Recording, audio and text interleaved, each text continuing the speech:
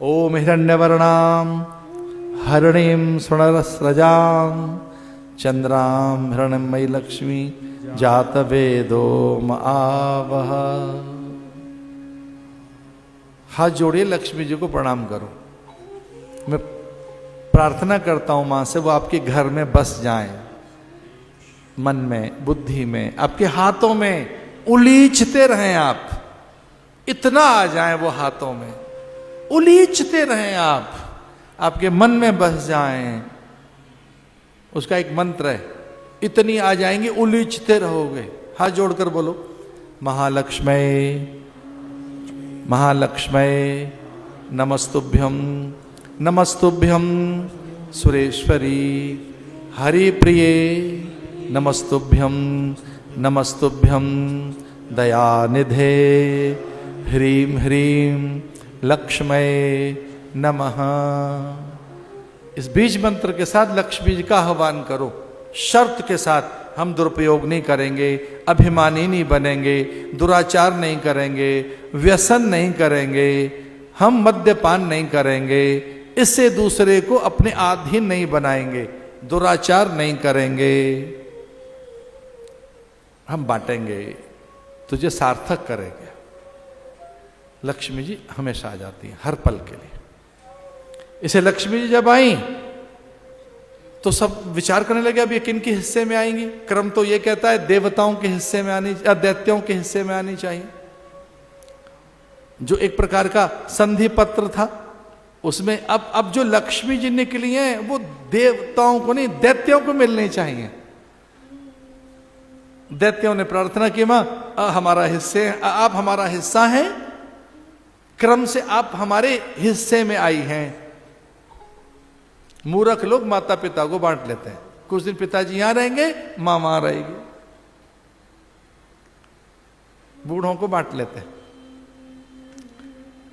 ये अज्ञानी दैत्य कहने लगे, मां हमारे हिस्से में आई है, तो माने का मैं चलने को तैयार हूं, पर वो जो गुण होने चाहिए, जो साधन होना चाहिए, वैसा पात्र होना चाहिए, वैसी भूमिका हो, मैं तैयार हूं। मैं अकाम, आप्तकाम, पूर्ण काम, निष्काम, अक्रोधी को प्राप्त होती हूं, अलोभी को प्राप्त होती हूं। जो मेरी उपेक्षा करे और जो मुझसे लाभ न लेना चाहे, जिसमें लोभ न हो, अक्रोध हो, जिसने स्वप्न में भी क्रोध न किया हो, मैं उसकी हूं, ले चलो मुझे। दैत्य बेचारे अलग हो गए, ना हमारे, हम तो रोज गुस्सा करते। देवताओं को मना कर दिया, आपके नहीं, लोभी हो। ब्रह्मा को यह कहकर फटकार लगाई, तेरी सृष्टि में द्वैत है। महादेव को मना कर दिया, आपके साथ नहीं जाऊंगी। महादेव ने कहा, मां मुझ में क्या त्रुटि है, क्या दोष है। मां ने कहा, त्रुटि दोष कुछ नहीं, तू अधिक उदार है, भोला भला है, कोई निशाचर तुझे प्रसन्न करेगा और मुझे, मेरा पल्ला उसके साथ बांध देगा, तो मुझे कोई ले जाएगा। तू बहुत उदार है। जिसको पैसा खर्च करना नहीं आता, उसके पास क्या करेंगे। अगर आप साधु हैं और ठीक तरीके के साधु हैं, तो ध्यान रखना, अर्थ का नियंत्रण करना नहीं आएगा आपको। और बहुत पैसे गिनने अगर आपको आ गए, तो ये चातुर्य साधु को नहीं रखना चाहिए। पैसे चेले गिनेंगे, आप माला फेरो, फिर तो साधुता का आनंद है ना। उतना ही मात्रा, उतना ही रस। नमक बहुत अगर पड़ गया भोजन में तो क्या हो जाएगा। लक्ष्मी एक मात्रा है भैया, मात्रा। वो पूजनीय है, वो सर्वस्व है मेरी, पर वो जीवन में एक मात्रा है। अधिक है तो क्या हो जाएगा, कम है तो क्या हो जाएगा, मात्रा। इसलिए मैंने उससे कह रखा है, साईं उतना दीजिए जामे कुटुंब समाए, मैं भी भूखा ना रहूं, साधु न भूखा जाए। मां मुझसे बड़ी प्रसन्न है, अन्नपूर्णा भी और लक्ष्मी तो बहुत है, सरस्वती उससे भी ज्यादा है, बड़ी प्रसन्न है। क्या हमको ये नहीं कह सकते कि मां जब तुझे जैसा लगे वैसा करना, हित अनहित तू जानती है?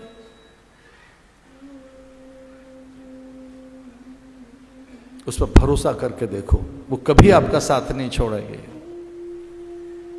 इसलिए वो पहुंची नहीं किसी के पास और चुपचाप बैठ गई उसके पास जाकर जो आंख मूंदे बैठा था। तो सबने विचार किया कि क्या नारायण को क्रोध नहीं आता? और हां, नारायण को कहां क्रोध आता है? नारायण सन्यासी है, आद्य सन्यासी। आपको बड़ा आनंद होगा, हम सन्यासियों का मूल नारायण है, वहीं से आरंभ हुआ है सन्यास का। और वो बद्रिकाश्रम में बैठा है साधु बनकर। जो बद्रीनाथ हैं वो सन्यासी हैं, भगवान नारायण में सन्यासी के वेश में है, तपस्वी वेश में है। हमारा मूल कोई आद्य सन्यासी है तो नारायण है। अस्मदाचार्य पर्यंतम वंदे गुरु परंपरा। किसे गुस्सा नहीं आता, ऐसा एक परीक्षण करने के लिए दुर्वासा को भेजा। दुर्वासा अपने पिता के पास पहुंचे और पिता बहुत क्रोध करने लगे कि तू पुत्र होकर और मेरा परीक्षण करने आया, निर्लज्ज कहीं का। तो ये देखने आया कि बाप को गुस्सा नहीं आता, भस्म कर दूंगा। वो बोले पिताजी मैं समझ गया, आपको बिल्कुल गुस्सा नहीं आता ना, आपको क्रोध नहीं आता। आपको क्रोध कैसे आ सकता है? मैं तो ऐसे पता करने आया था।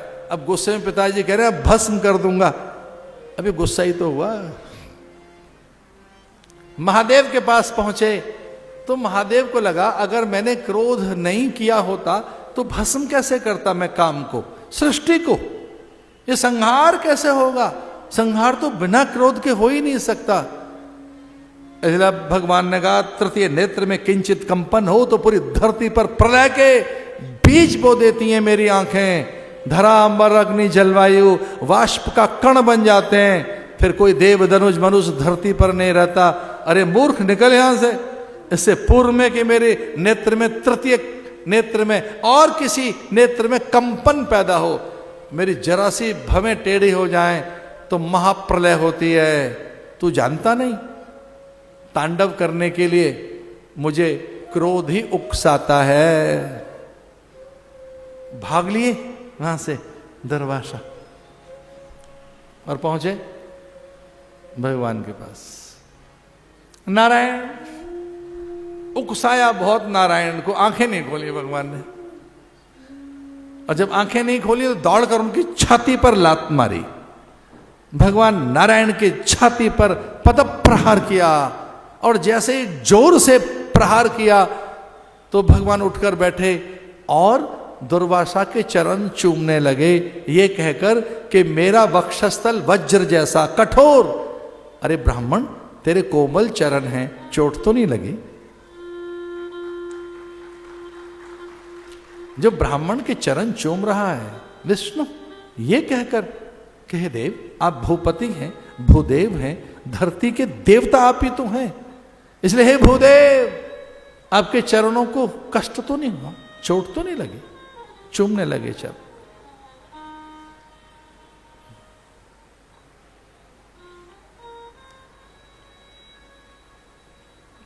इसलिए तय हो गया विष्णु को क्रोध नहीं आता।